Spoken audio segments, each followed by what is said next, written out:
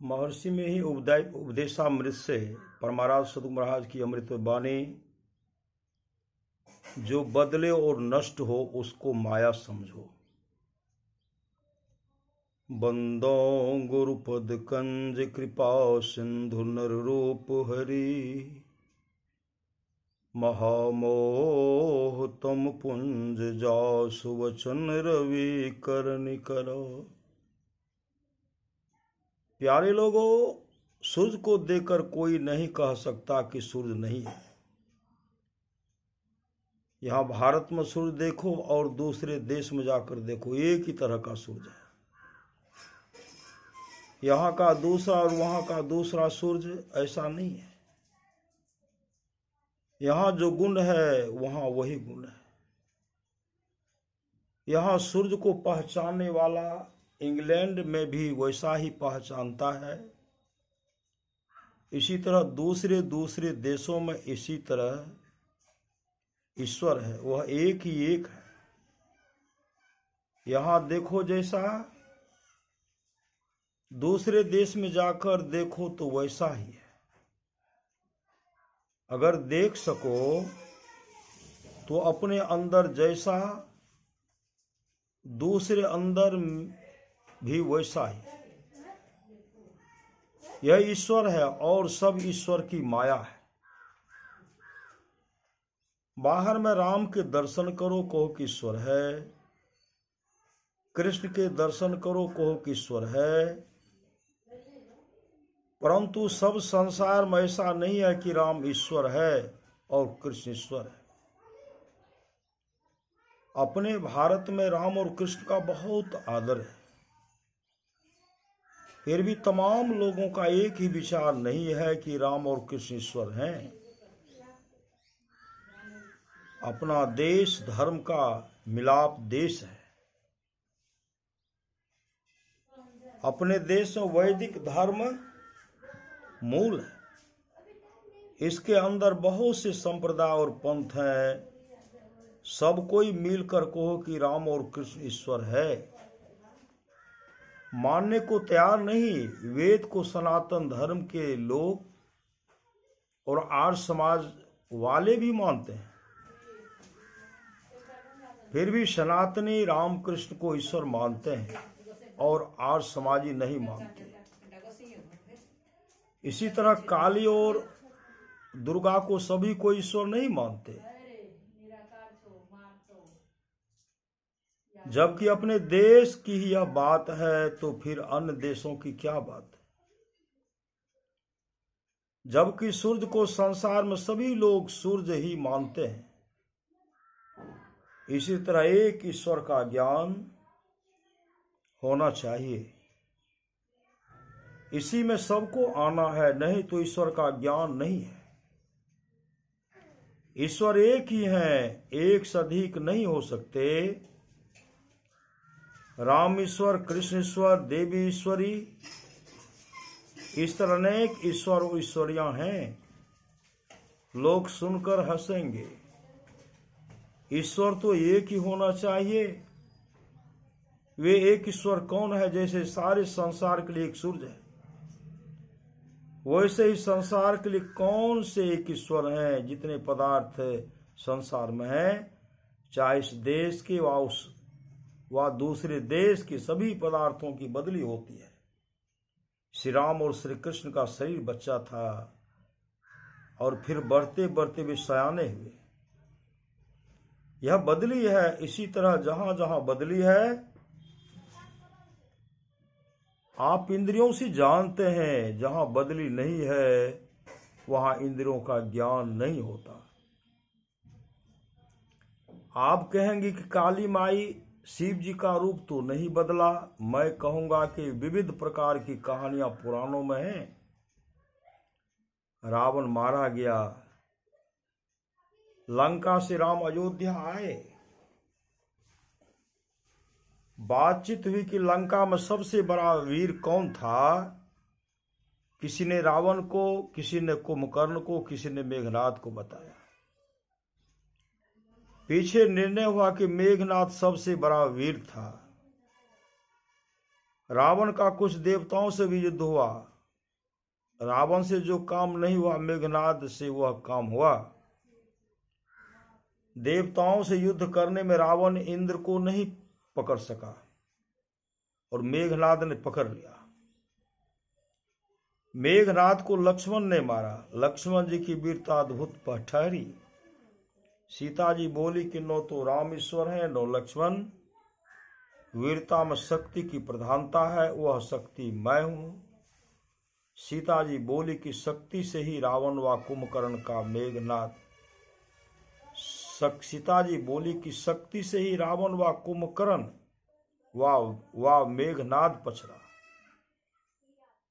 इसलिए सबसे बढ़कर शक्ति है, वह शक्ति तो मैं ही हूं। यहां शक्ति की बड़ी प्रधानता है। विचारो तो शक्ति स्त्री है, वह पुरुष, वह सजीव प्राणी है। शक्ति न स्त्री है, न पुरुष और न सजीव प्राणी है। जब यह बात निकली तो सीता जी बोली कि एक और रावण है, उसको देखे कौन मारते हैं। एक कल्पीय रावण है, उसमें मैंने पढ़ा।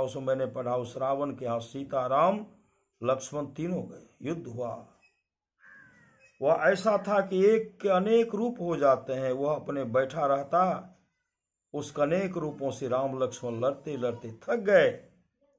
उनके खून की बूंद से रावण बन जाता था। श्री राम और लक्ष्मण आघात खाकर गिर पड़े। तब सीता जी ने काली का रूप धारण कर क्रोध करके उस पर प्रहार किया। इतना बड़ा रूप कि उसका भार कौन संभाले।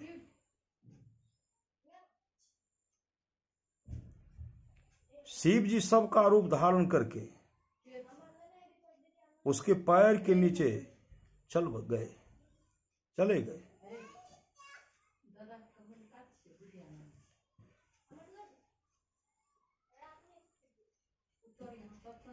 जब तक युद्ध हुआ शिव जी पर दृष्टि नहीं पड़ी। युद्ध समाप्त होने पर पड़ी। देखा कि शिव जी सबके रूप में हैं। कभी काली का रूप, कभी सीता का रूप। क्या ऐसा बदल नहीं है। नानक पंथ के दूसरे गुरु अंगद साहब थे। नानक पंथ के दूसरे गुरु अंगद साहब थे। उनके समधी अमरदास जी तीसरे गुरु थे। एक बार अमरदास जी महाराज हिंगला देवी की पूजा करने जा रहे थे। उस यात्रा काल में उन्होंने गुरु अंगद देव जी के यहाँ रात्रि निवास किया। गुरु अंगद देव जी ने अमरदास जी महाराज का बहुत आदर सत्कार किया। रात्रि विश्राम के बाद ब्रह्म मुहूर्त में जब अमरदास जी महाराज की नींद टूटी तो वे देखते हैं कि एक महासुंदरी देवी गुरु अंगद देव जी के दरवाजे पर झाड़ू लगा रही है। अमरदास जी महाराज ने देवी से पूछा कि आप कौन है, आप यहाँ झाड़ू क्यों लगा रही हैं। उत्तर में देवी ने कहा, तुम कहाँ जा रहे हो। अमरदास जी महाराज ने कहा कि मैं हिंगला देवी की पूजा करने जा रहा हूं। देवी ने कहा कि वह हिंगला देवी मैं ही हूं। अमरदास जी महाराज ने कहा कि माता जी आप यहाँ झाड़ू लगा रही हैं। देवी ने कहा, अरे ये तो संत हैं, इनके यहाँ लक्ष्मी और सरस्वती जी भी झाड़ू लगाकर अपने स्वभाव को सराहती हैं। यह कहकर देवी जी अंतर्धान हो गई। यहां भी देवी रूप बदलती हैं। आजकल वाजिदपुर का नाम पड़ गया है विद्यापति नगर। विद्यापति जी शिव जी के भक्त थे।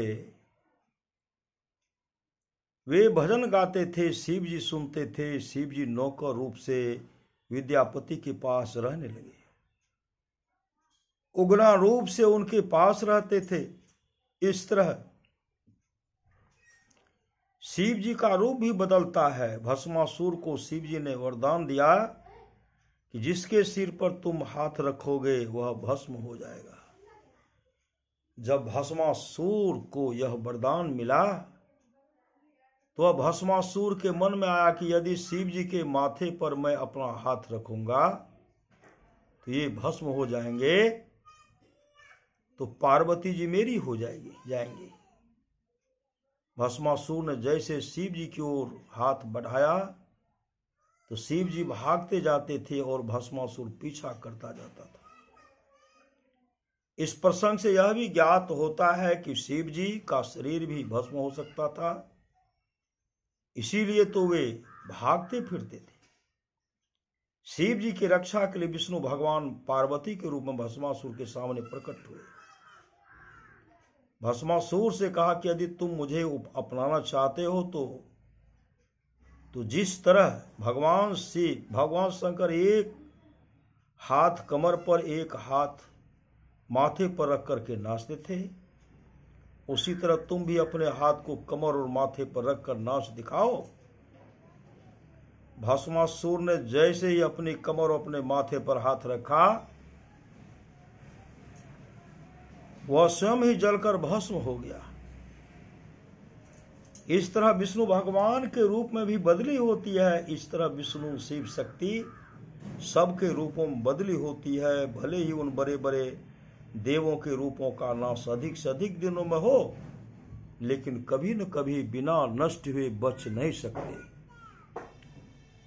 लेकिन ईश्वर का नाश कभी नहीं होता। इस तरह जो बदले और नष्ट हो उसको माया समझो, ईश्वर वह नहीं है। इसीलिए गोस्वामी तुलसीदास जी महाराज ने कहा गोचर जहां लगी मन जाई, सो सब माया जान हुआई।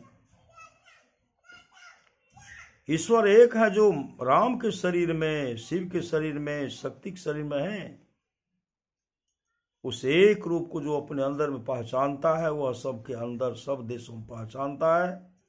वे एक ईश्वर हैं जो इंद्रिय ज्ञान से परे हैं, चेतन आत्मा से जानने योग्य है। इसलिए आत्मगम भजहि जहि संता, उसी एक को राम रूप में, शिव रूप में, विष्णु रूप में, शक्ति रूप में संतों ने वर्णन किया है। इसलिए अभी पाठ में सुना कि करोड़ों विष्णुओं के समान पालन करने वाले, करोड़ों शिवों के समान संहार करने वाले और करोड़ों ब्रह्माओं के समान सृष्टि करने वाले कहा गया। भगवान विष्णु का अवतार हुआ, उस शरीर का नाम श्री राम और उस शरीर में व्यापक स्वरूप भी राम। उस स्वरूप को शक्ति भी कहते हैं। इसलिए सब शक्तियों का वह भंडार है, वह स्वरूप कल्याण स्वरूप है। इसीलिए शिव है, उसको बाहर में नहीं अंदर में पाओगे। उसको पाने के दो सहारे हैं, ज्योति और शब्द। बिना ज्योति के क्या काम करोगे? बिना शब्द के संसार ही नहीं रह सकता। परमात्मा की अनेक विभूतियों में ज्योति और शब्द उत्कृष्ट है। वह ज्योति और शब्द आपके अंदर है। पहले ज्योति पकड़ो फिर शब्द पकड़ा जाएगा। परमात्मा इसका नमूना दिखाते हैं।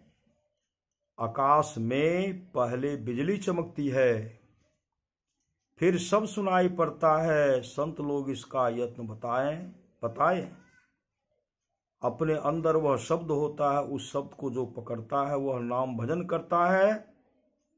इसको संत गरीब दास जी ने कहा है, निर्गुण निर्मल नाम है, अवगत नाम अबंच। नाम रते सो धनपति और सकल पर पंच। जो सब में व्यापक है वही राम है, वही शिव है, वही विष्णु है, वही शक्ति है। जो शब्द अपने आप सबके अंदर गूंज रहा है उसको पकड़ो, यही नाम भजन है। अपने हृदय को पवित्र रखे बिना परम पवित्र परमात्मा का भजन नहीं हो सकता। झूठ, चोरी, नशा, हिंसा और व्यभिचार, इन पापों से जो नहीं छोड़ता है वह ईश्वर का ठीक ठीक भजन नहीं कर सकता। यदि एक ही बार इतना पवित्र नहीं हो सको तो थोड़ा थोड़ा पापों को छोड़ते जाओ। इसका ज्ञान सत्संग से होगा। सत्संग करो, सत्संग से गुरु की भी जानकारी होती है। अच्छे गुरु से इसका यत्न जानो और करो। लोग कहते हैं कि यह ज्ञान सबके लिए नहीं है। मैं कहता हूं कि जब तक सुनाओ नहीं तो कोई करे कैसे। सत्संग इसलिए है कि सब कोई सुने, समझे और करें। मैंने देखा है कि सुनते सुनते लोग करने भी लग गए हैं। त्रिकाल संध्या करो, ब्रह्म मुहूर्त में, दीन स्नान के बाद तुरंत और संध्या के समय करो। यह प्रवचन बिहार राज्य अंतर्गत कटिहार जिले के श्री संतवत सत्संग मंदिर मनिहारी में दिनांक 11/6/1967 ईस्वी को अपराह्न काल में हुआ था। श्री सदगुरु महाराज की जय। जो बदले और नष्ट हो उसको माया समझो। प्रवचन संख्या 54। श्री सदगुरु महाराज की जय।